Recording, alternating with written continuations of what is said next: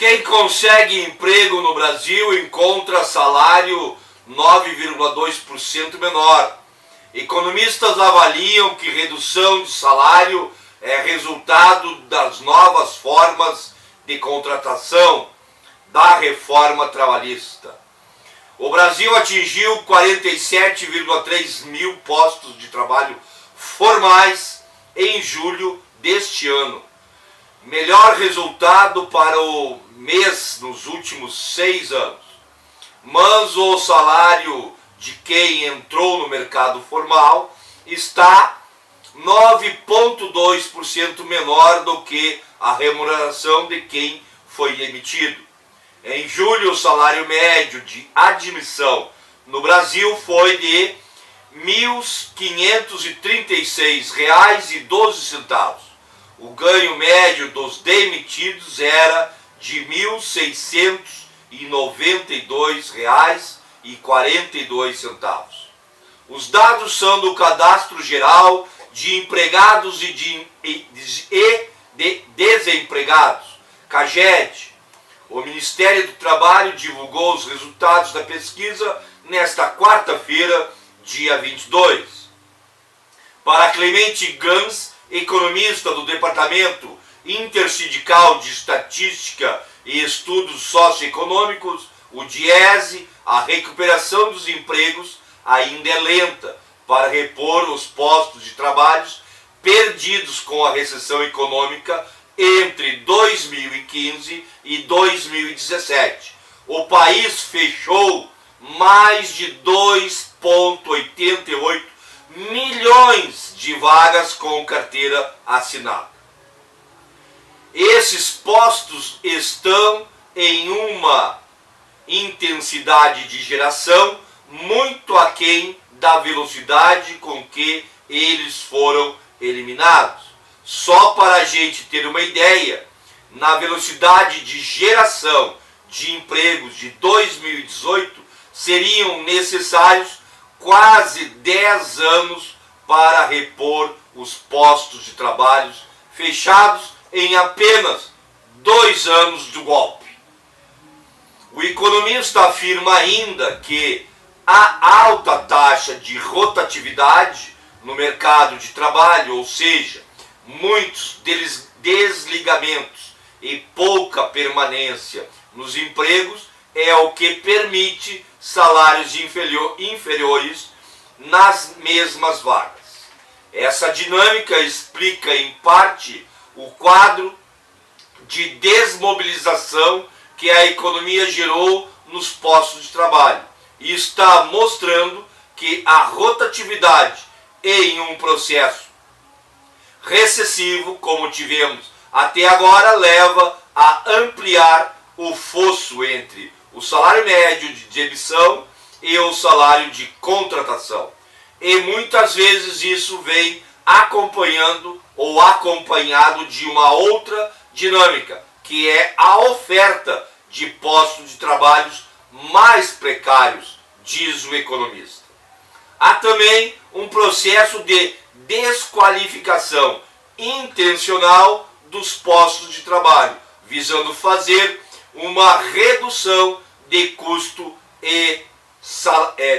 salarial, completa o economista.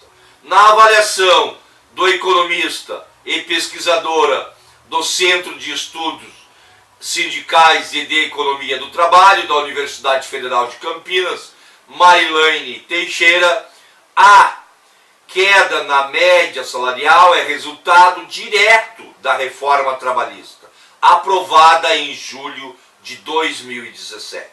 O trabalho intermitente e parcial, formas de contratação com menor grau de proteção criadas pela tal reforma, respondem por mais de 4.200.000 vagas criadas. É uma combinação de fatores. As formas de contratação que se diversificam e que ajudam a empurrar os salários para baixo, que é o intermitente e o parcial, mas o contexto de crise que estimula a demitir os que estão com salários maiores e contratar os salários menores, explica a economista. Os setores da agropecuária e de serviço foram os principais responsáveis pela abertura de empregos com carteira assinada no mês passado. É esse setor que tem liderado os contratos em tempo parcial e intermitente, e é um setor mais vulnerável, com baixa qualificação, ou seja, é mais fácil demitir e contratar, pontua Teixeira. De janeiro a julho, o saldo acumulado do CAGED registra 448.263 vagas novas, mas sobre esse regime, né, precarizado, diminutivo, que congela e que achata cada vez mais os salários dos trabalhadores, que por muitas vezes, né,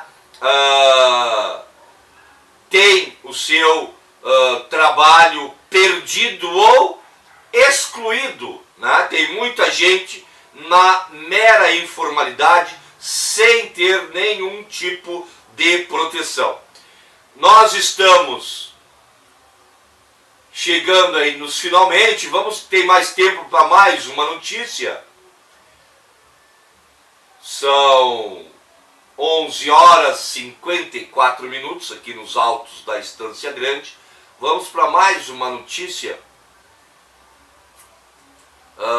que está chegando aqui. Documento oficial prova a obrigação do Brasil em acatar decisão da ONU sobre Lula.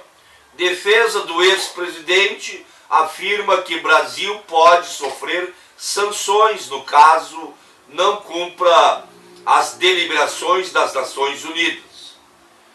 Especialistas em direito internacional e relações internacional têm reiterado a obrigação do Brasil em acatar a decisão do Comitê de Direitos Humanos, CDH, da Organização das Nações Unidas, a ONU, sobre o caso do ex-presidente Luiz Inácio Lula da Silva, candidato à presidência da República, pelo Partido dos Trabalhadores, que está na condição de preso político desde o dia 7 de abril, impedido de fazer campanha eleitoral.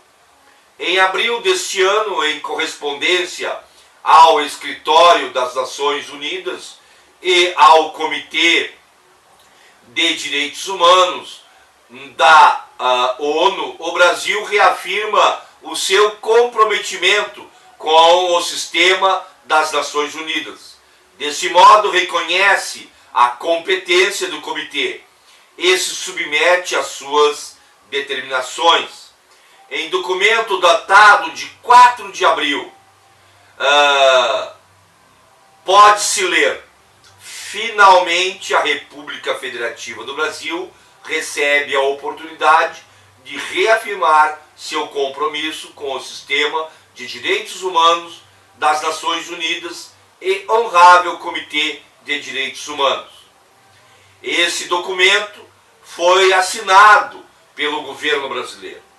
E a defesa de Lula argumenta que o Brasil, de forma juridicamente válida, aderiu ao protocolo facultativo e depois disso foi 3 vezes se manifestar na corte e todas as vezes reconheceu o sistema ONU, o seu compromisso com ele.